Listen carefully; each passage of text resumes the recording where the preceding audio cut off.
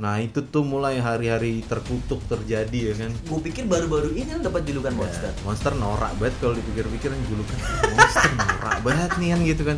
Terus gue berdiri nih, terus gue bilang ke Max, kok gue di soccer kick 2 kali deh. Terus kok Max tuh bilang begini, jadi lu mau nyerah M? Wah, apa-apaan nih gue pikir kan.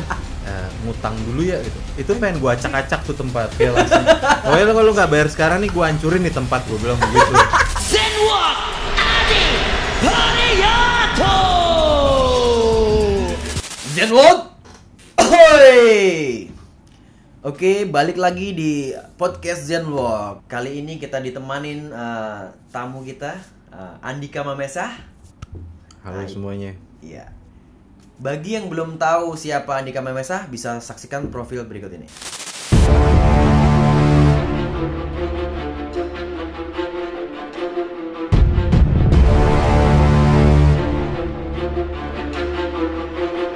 Sebelum saya ketemu dengan Theo, kalau Ko Ahong masih tertarik atau berminat tanding di Mixed Martial Arts, saya sangat tertarik buat ketemu dengan Ko Ahong.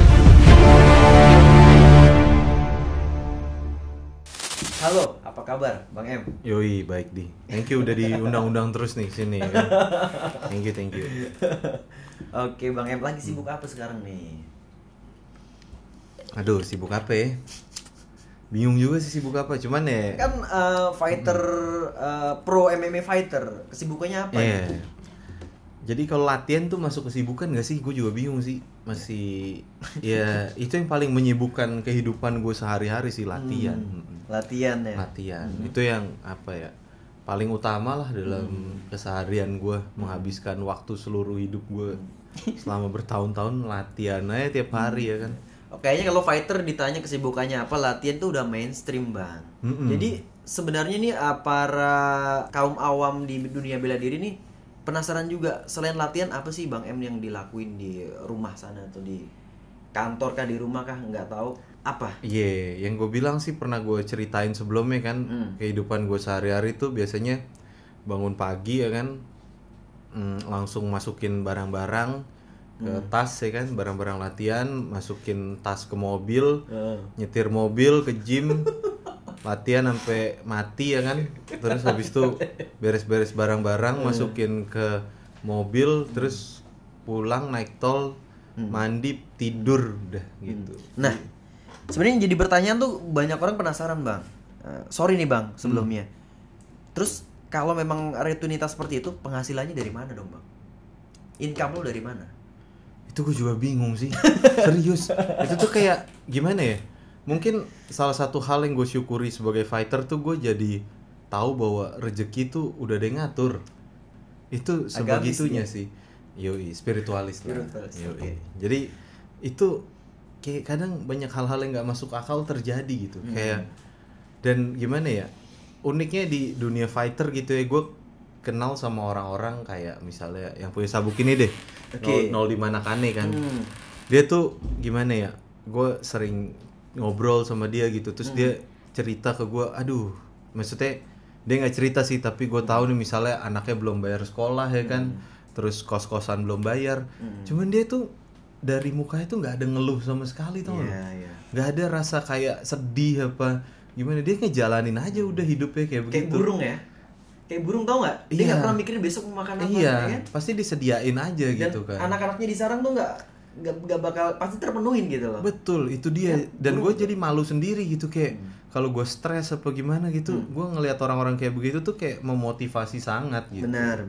Asli itu makanya gue kayak ya begitulah. Gue juga nggak paham lah sama ini semua gitu kan.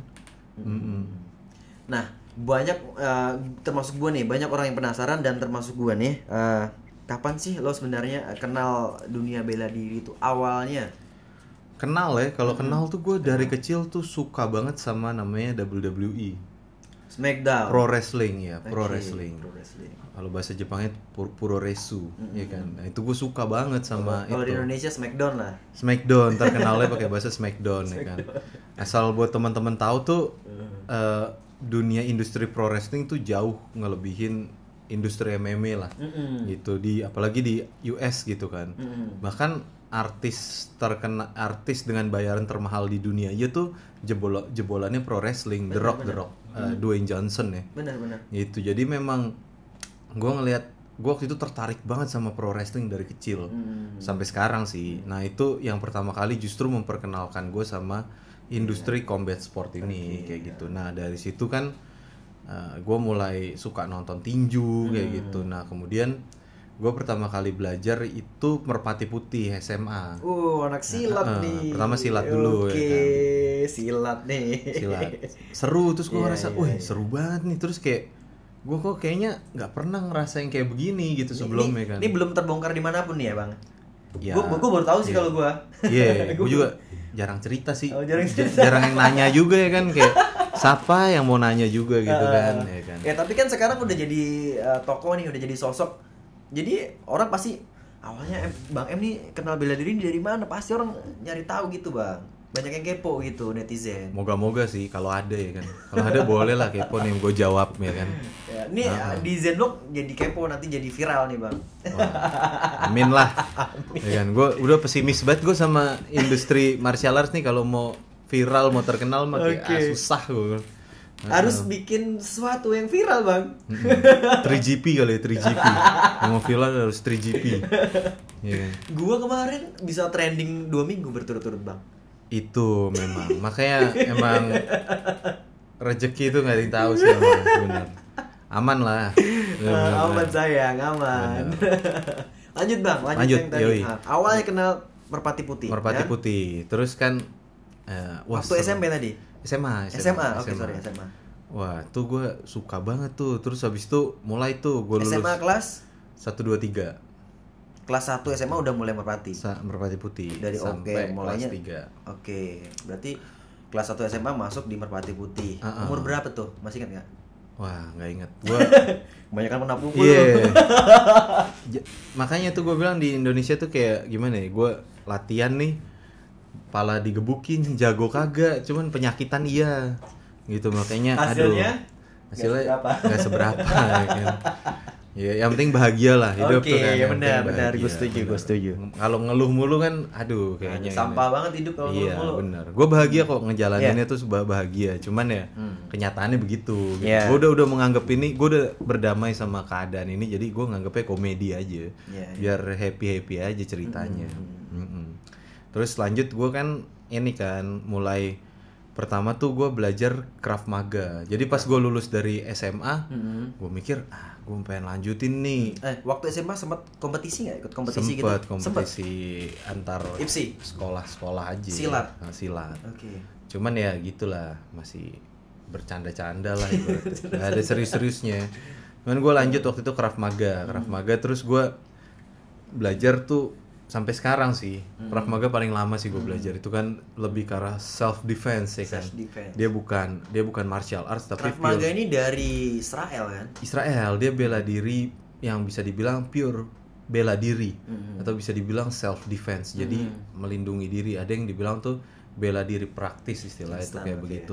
Jadi kalau buat gue setiap manusia tuh seharusnya bisa membela dirinya masing-masing lah. Mau dia anak kecil, mau dia orang dewasa, mau dia laki-laki, mau perempuan, itu kita harus punya kemampuan untuk membela diri karena kita nggak tahu kapan kejahatan itu terjadi lah ibaratnya gitu. Itu sih. Jadi pertama belajar Krav Maga, terus tiba-tiba ada rekan dari tim Krav Maga yang latihan Brazilian Jiu-Jitsu. Nah, itulah. Mulai ngembang, hari pertama di mana gue jatuh cinta banget tuh waktu itu sama Brazilian Jiu-Jitsu asli.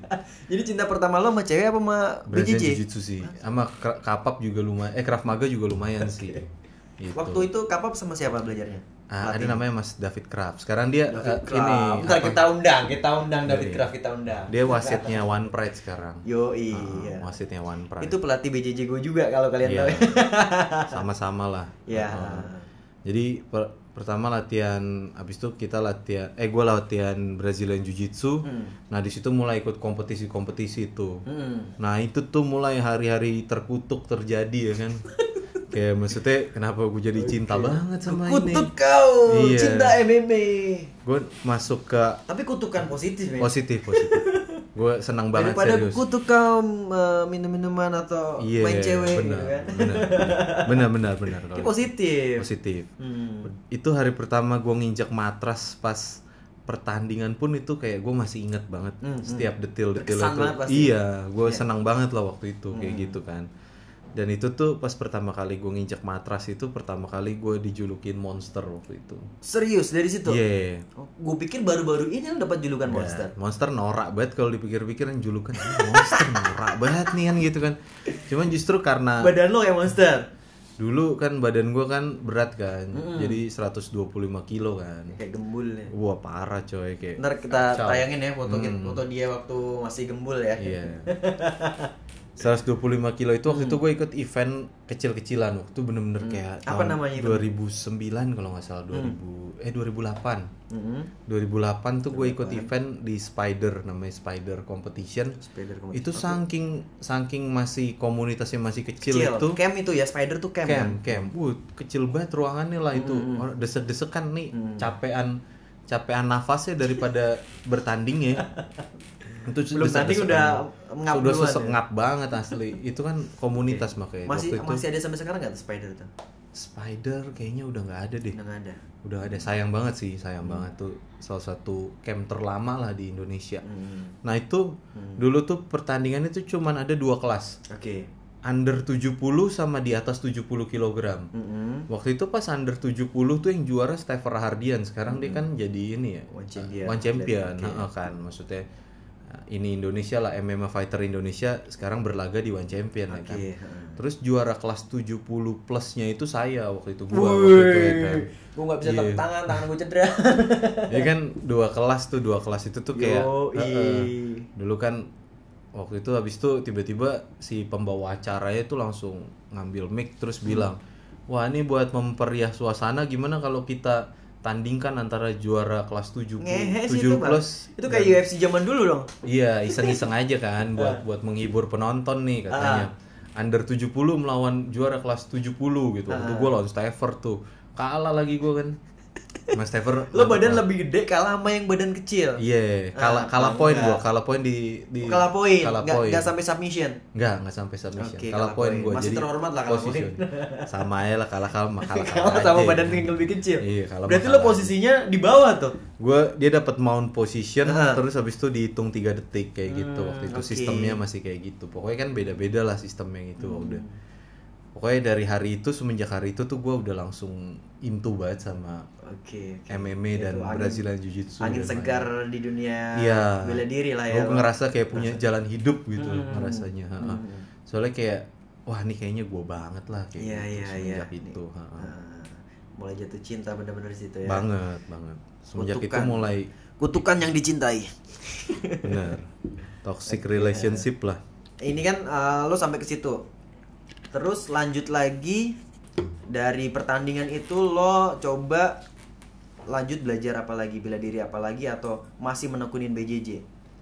Abis pertandingan itu? Ya, abis itu gue mulai ikut-ikut pertandingan kayak MMA, kayak waktu itu pernah tanding di Spider lagi. Terus kemudian waktu itu ada di Siena waktu itu. Nah itu tuh gue tanding MMA kedua lawan Angga. Angga tuh juara kelas 70 One Pride saat ini. Tanding MMA. Nah, tadi kan tanding BJJ yang pertama. BJJ. Yang kedua tanding MMA langsung.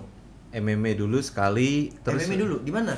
Di Spider lagi. Spider. Oh, jadi abis pertandingan BJJ itu abis itu pertandingan MMA. Iya, tanding MMA sekali lagi. Oke, sekali lagi di Spider itu. Itu underground fight banget sih. Kayak maksudnya kayak yang nonton juga dikelilingin, nggak ada pakai ring gitu-gitu lah pokoknya. Itu bener-bener masih barbar banget ya. Barbar, kacau lah, dokter kagak ada ya kan. Wah udah caur-caur lah. Berarti pertandingan MMA awal lo itu di Spider.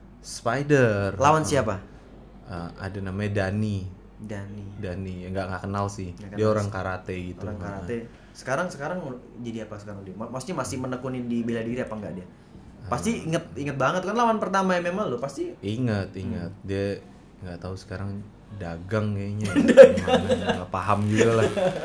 Cuman masih kenal. Oke. Dan lanjut ke Siena tadi. Langsung ke Siena. Nah, itu pertama kali gue bisa dibilang lawan yang seru banget waktu itu lawan Angga sih. Lawan itu pengalaman. Angga. Oke. Yang dari Solo itu ya, Angga Solo. Iya, sekarang juara kelas 70 Angga. Juara One Pride kelas 70 kilo. Itu gue seangkatan sama dia, ya kan. Itu jadi pertama kali gue ketemu dia waktu itu dia boxing lah. Gua anak BJ jadi striker versus grappler waktu itu. Cuman waktu itu emang masih barbar banget tuh. Jadi si Angga gue take down, terus tiba-tiba cornerman-nya si Johan Mulia kan, Bang Johan. Semua teman-teman gue lah. Teman-teman kita lah maksudnya gitu kan. Si Bang Johan tuh kayak bisa lari dari pojok ke samping gue tiba-tiba. Nah, ini paling lucu nih kalau Kohan cornerin ya. Dia tuh ngikutin atletnya lari kemana diikutin. Iya, itu kan dulu belum ada aturan apa-apa. Iya, belum ada Masa aturan. corner bisa di samping kuping gua gitu kan kayak wah, ini curang juga nih gua bilang. Terus si Johan tuh kayak Bang Johan tuh jatuh-jatuhin mental gitu kan. Iya. Angga ayo bangun ini apa katanya kamu atlet nih bukan atlet gitu kan. Wah, ini baru pertandingan pertama udah kayak begini nih gua bilang kan. Wah, susah juga nih gua bilang kayak gitu. Bang Johan pernah datang ke camp latihan bareng kayak gitu ya emang. Kita tuh jatuhnya komunitas kecil lah yang saling kenal satu sama lain, makanya respect banget gitu. Dan kalau dunia bela diri memang di atas ring lawan turun ya udah jadi teman gitu. Iya, rata-rata sahabat malah. Karena nih komunitas yang bisa dibilang kayak kita belum bisa dapat uang banget dari sini gitu loh. Maksudnya jadi itu semua kita temen lah di sini semuanya. Waktu gitu. itu ya belum dapat uang waktu itu. Kalau sekarang kan udah bisa dapat uang. Kalau zaman dulu belum kan? Ya. Waktu itu belum kan? Waktu itu gue inget banget tuh bayaran berapa ya? Jadi muka gue hancur lebur tuh. Wah, digebukin si Angga tuh emang bangsat. Itu gue tuh. Angga. Masih inget ya. Angga balik lah ke kelas 77 tuh tanding anjing kayak gitu kan. Angga sama gue baik banget lah. Maksudnya kayak Ya, tapi seru aja, kita kan seru-seruan kan kayak gini. Asli. Angga tuh salah satu fighter paling respectful yang pernah gue ketemu sih. Dia kacau, baik banget anaknya. Terus ya gitulah. Terus waktu itu kalah menang. Kalah gue. Kalah sama Angga. Wah. Nih Angganya kagak tahu nih, dong gue geser waktu ketemu Angga tuh gue inget banget tuh. Jadi kejadiannya pas jadi kan udah mulai boncos nih muka kan. Terus ada ibu-ibu inilah ibu-ibu yang apa cutman istilahnya cutman. Nih hidung gue geser ke sini kan. Terus sama ibu-ibu itu dia tuh pakai apa? Lidi terus ditaruh kapas gitu, terus dicolok kedua hidung gua kan. Terus dia nanya sesuatu gitu, pas gue jawab dipatahin hidung gua kesini keras gitu kayak Haji Naim gitu lah.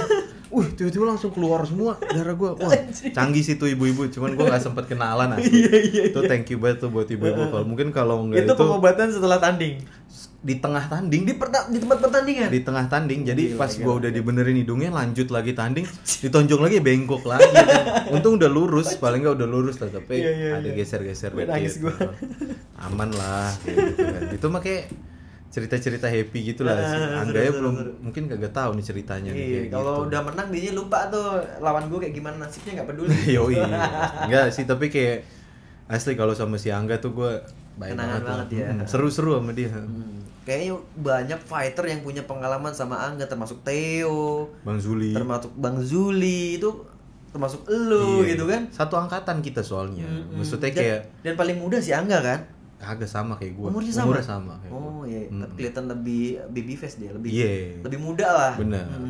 Habis itu tadi lanjut dari pertandingan di Siena, di Siena tadi, lo lanjut apa lagi tuh lo? Kan lo pasti kan di situ sadar, oh gue kurangnya di sini nih, gue baru kuasain satu bela diri, bisa jiu-jitsu, gue butuh apa lagi nih? Pasti kan lo nyari gitu. Semenjak ketemu Angga tuh gue pertama kali langsung tertarik sama boxing sih, sama tinju waktu itu.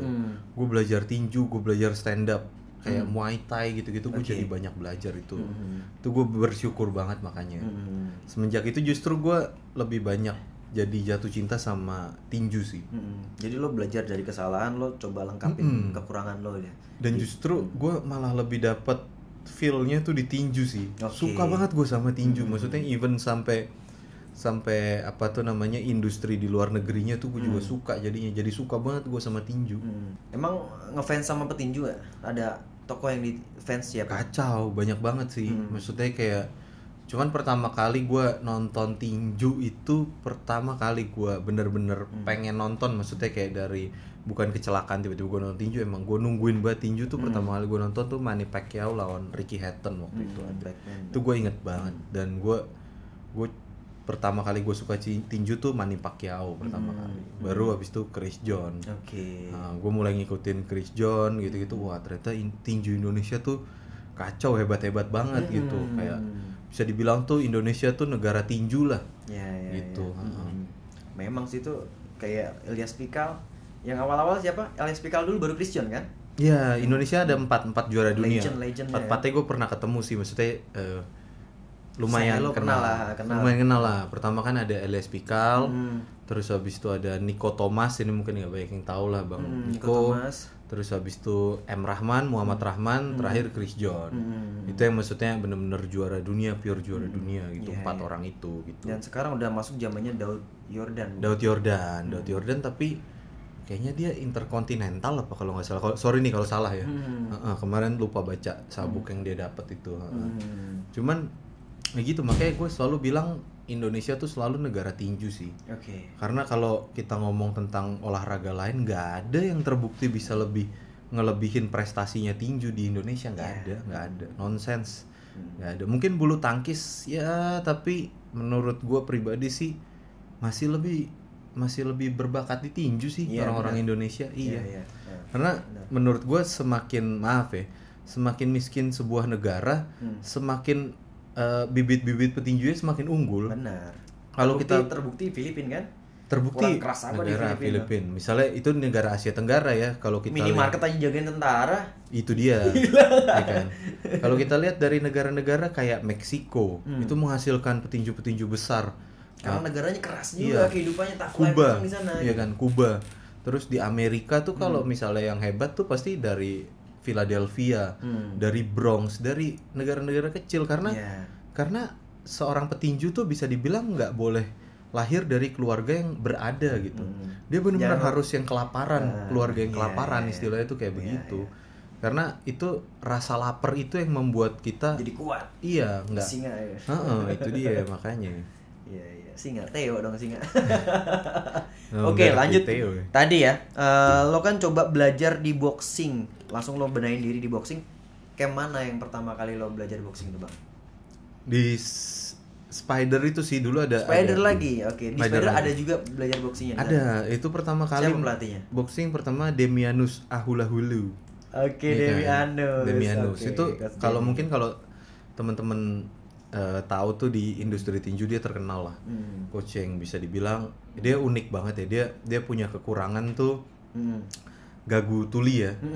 Cuman dengan kegaguan dan ketuliannya dia itu, dia justru malah bisa pergi ke luar negeri, bawa petinju ke Amerika, bawa petinju ke Australia. Dia udah keliling dunia lah lewat kemampuan dia melatih kayak begitu. Padahal gagu sama tuli ya. Iya, dengan segala kekurangannya dia itu ya, maksudnya gitu. Gua aja sebenarnya belum pernah ke Jepang asli. Dia udah ke Jepang, udah gini, udah keliling dunia. Hebat banget maksudnya gitu. Keren. Oke, pertama kali sama Om Demi ya. Iya. Sekarang udah sepuh pasti beliau nih ya. Wah, sepuh banget dia. Dari gue lihat dia masih penuh semangat, sekarang udah menurun lah, udah kendor kan, karena dimakan umur. Iya, tetap tuh nggak bisa bohong sih usia. Betul. Nah, dan next dari boxing itu lo udah mulai benahin, dan lo kan udah belajar boxing nih. Lo ada ikut event apa lagi Bang? Habis lo belajar boxing itu lo udah kurang lebih udah agak menguasai boxing lah. Iya. Habis itu next lo ke event apa nih? Banyak sih event-event kecil kayak event Brazilian Jiu-Jitsu, event boxing amatir, semuanya lah kayak begitu-begitu. Cuman ya terakhir kan ya One Pride ini. Soalnya gue sempet denger lo tuh lo pernah ngalahin batunya di kelas berat lah. Lo masih ingat nama Agus nggak? Wah, Agus ya. Iya. Itu orang waktu pada zamannya tuh Agus tuh terkenal badaknya gitu kan, orang yang keras gitu. Tapi tunduk sama lu men, kalah sama lu men. Itu Agus itu waktu itu pertandingan MMA di Bandung. Itu lumayan. Event apa namanya event? Sorry. Apa lagi? MMA Showdown. Yang ikut tuh semua internasional. Wih. Lumayan tuh almarhum Casey Swear. Terus si siapa? Jerome Espaye. Oke. Pokoknya ya itu inilah waktu itu MMA Indonesia Cukup bergengsi eventnya berarti itu. bergengsi, event itu lumayan bergengsi tuh. Terus saya ketemu Agus waktu itu kan. Itu aja saya inget banget tuh. Wasitnya Max Metino. Oke. Max Metino terus seru nih. apa tuh namanya? Jurinya tuh kalau nggak salah Theodorus Ginting. Iya. Terus jurinya ada si Francino Tirta juga ada. Pokoknya itu bener-bener yang datang emang inilah apa tuh namanya legend-legend ya. Oke. Dan eventnya tuh cacat banget sebetulnya. Oh gitu. Wah cacat banget. Waktu itu gue inget banget gue lagi duduk Promotornya gitu. orang Indonesia apa luar tuh? Promotornya anak kampus apa kalau nggak salah. Anak kampus. Iya anak kampus. Gue inget banget tuh kejadiannya. Gue lagi duduk sama cornerman gue waktu itu. Cornerman gue orang Brazil namanya Leandro Ataides. Lagi duduk gitu kan ngomong bahasa Tarsan kan, dia nggak ngerti bahasa Inggris, gue nggak ngerti juga bahasa Brazil ya kan. Bahasa tubuh. Iya. Bahasa isyarat Tarsan. kayaknya. Tiba-tiba ada satu apa tuh namanya mahasiswa gitu. Gue kenal sih maksudnya dia yang buat acara itu, nanya ke gue, itu yang buat dioles di alis tuh Vaseline. ini Vaseline ya. Terus Vaseline-nya dia ngasih Vaseline badan. Vaseline yang pakai PH itu kan. Terus dia bilang, wah gue lagi ngeliat, waduh. Terus tiba-tiba di samping kiri gue ada si Max Metino lagi makan batagor kan. Gue bilang, lihat deh, nih dia ngasihnya Vaseline badan dah katanya gitu. Terus dia, Max tuh makan batagor terus ngeliat kayak cuman geleng-geleng terus lanjut makan batagor. Gue bilang, lu cari nih Vaseline di apotek yang buat tato, gue bilang gitu kan. Iya, petroleum kan, petroleum gel gitu. Saking awamnya waktu itu ya. Saking event itu tuh kayak cacat banget deh. Gue pertama masuk Ingat tuh, masih inget tuh siapa yang bikin event tuh.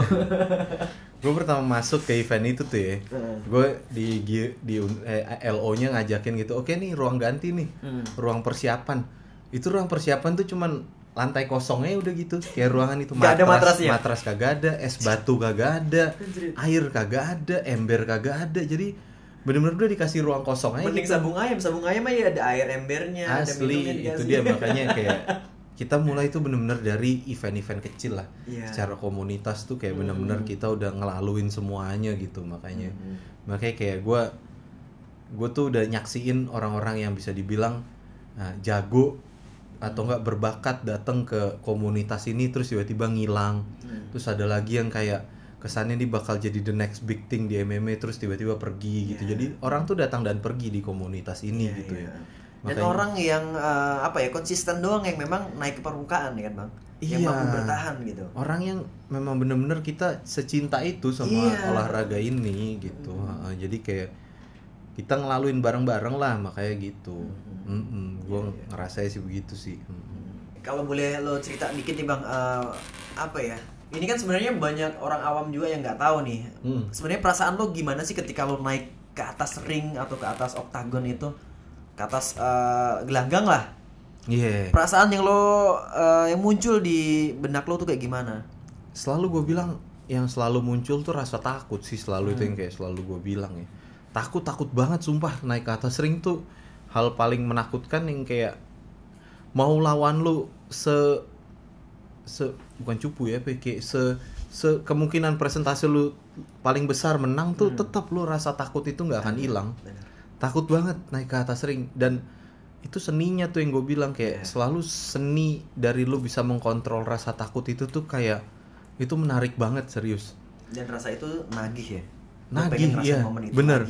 Pengen lagi ngerasain lagi. Bener dan kayak misalnya hal-hal proses selama sebelum pertandingan kayak cutting weight itu tuh menarik banget menurut gue. Perjuangannya gila sih, asli setiap kali proses cutting weightnya gitu tuh yang kayak gimana ya, itu menjadi sebuah memori dalam hidup gitu loh. Kayak maksudnya perjuangannya di situ.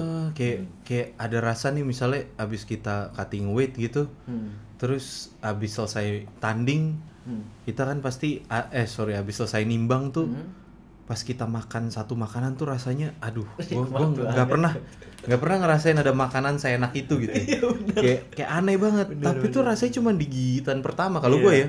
Habis itu udah. Sama kayak air gitu. Kalau air kan gue kayak air tuh pas gue minum pertama tuh kayak enak banget. Nih sekarang gue minum air biasa-biasa aja gitu. Jadi kayak apresiasi dari situ, terus kayak jadi kayak itu ngebuat kisah hidup gue jadi menarik banget gitu loh kayak. Ini yang orang-orang yang pernah ngerasain gimana cutting weight pasti itu tahu gimana nikmatnya, yang kita ceritain tuh nyambung gitu loh. Mereka bisa ngebayangin gitu loh. Iya, apalagi yang terakhir gue tanding tuh kan yang kayak gue harus nurunin 18 kilo dalam 6 minggu tuh kan.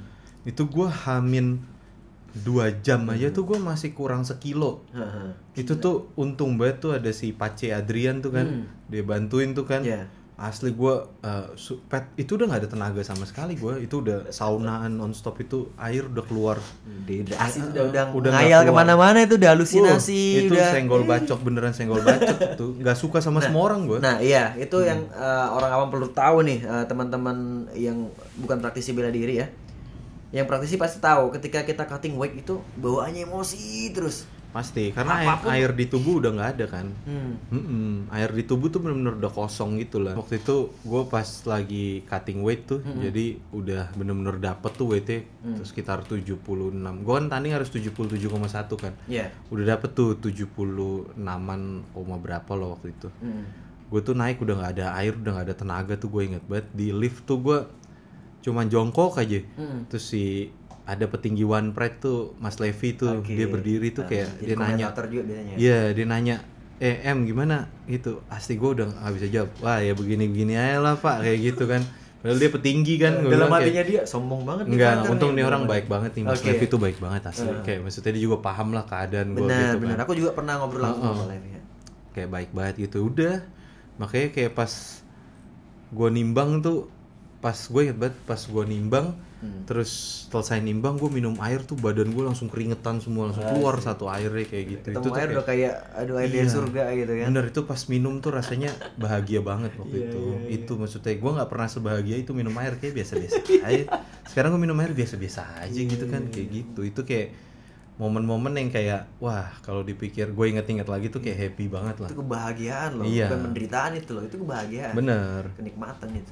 Bener-bener seru banget makanya gue makanya itu kenapa gue ya secinta itulah sama olahraga ini gitu, sama industri ini gitu. Oke, kita balik lagi tadi momen, gue mau lu cerita ketika lo momen ngalahin Agus sih sebenarnya. Gue mau korek, gue penasaran juga gue. Tadi kan masih cerita ke situ kan? Iya, Mas lawan Agus aja nih ya. Ini gue nggak maksud jelek-jelekin atau gimana gitu. Ini cuma cerita gitu. Ini bahkan dulu tuh gue kenal Kohmex tuh dari waktu itu. Kohmex tuh jadi wasit kan. Ini Agus banyak misalkan yang belum tahu nih, Agus nih atlet Sanda MMA, bukan Agus tiang mestar ya, bukan ya. Agus yang lagi viral tuh, yang Sintinyo itu. Agus 200. Bukan yang itu ya, bukan yang itu. Kita lurusin dulu nih. Ini Agus atlet Wushu Sanda Sansau dari Kalimantan Timur. Raja KO. Kakinya tendangannya tuh gila banget. Iya, waktu itu gue tanding ya kan.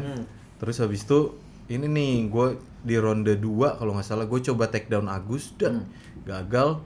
Terus Agus berdiri di soccer kick gue. Jader gitu. Wah, itu rasanya tuh kayak bener-bener dipukul stick baseball rasanya. Jadi soccer kick tuh lo lagi posisi di bawah, lo masih tangan lo nyentuh lantai, disikat tendang kayak sepak bola gitulah. Bayanginnya kayak sepak bola, pala lo dijadiin bola terus disepak sama orang gitu kan. Gitu. Dan itu tuh jadi pas gua habis soccer kick sama Max dipisah. Pisah, terus Agusnya pas dipisah lari lagi, ditendang lagi pala gua soccer kick 2 kali. Terus kan wah itu pas gua lihat ke langit tuh bener-bener apa lampunya jadi banyak gitu loh. Banyak lampunya gua pikir kan. Terus gua berdiri nih. Terus gua bilang ke Max, "Kok gue di soccer kick 2 kali deh." Terus kok Max tuh bilang begini, "Jadi lu mau nyerah M?" Wah, apa-apaan nih gue pikir kan.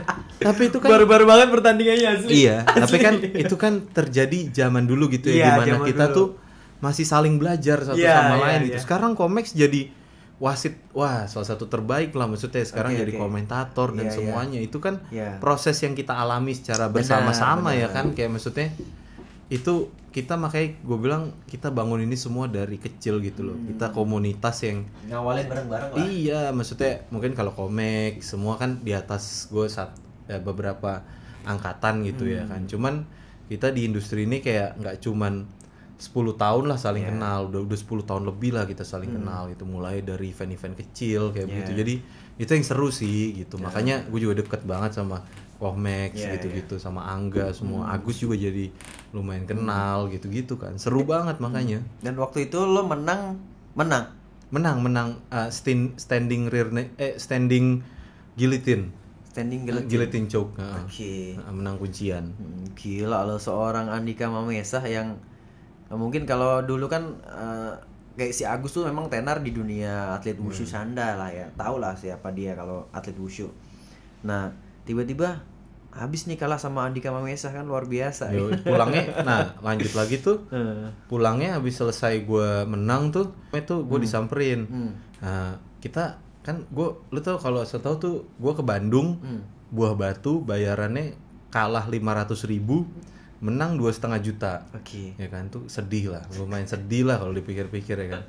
Terus pas 2,5 juta tuh gue tiba-tiba anak STT Telkomnya bilang, ngutang dulu ya gitu. Itu pengen gue acak-acak tuh tempat kayak langsung. Pokoknya kalau nggak bayar sekarang nih gue hancurin nih tempat, gue bilang begitu. Asli itu muka gue udah hancur banget tuh. Itu pusing banget gue.